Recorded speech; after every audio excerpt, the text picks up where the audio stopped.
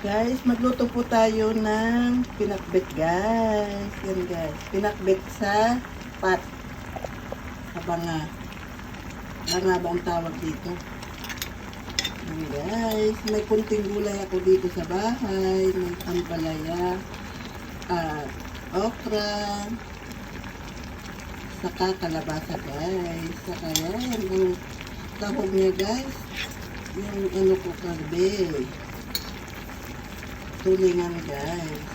Guys, yan na malapit kay Babo, guys. Yan, malapit ng maluto, guys. Yan. Tikman na natin. Okay na to. Thank you for watching. Bye.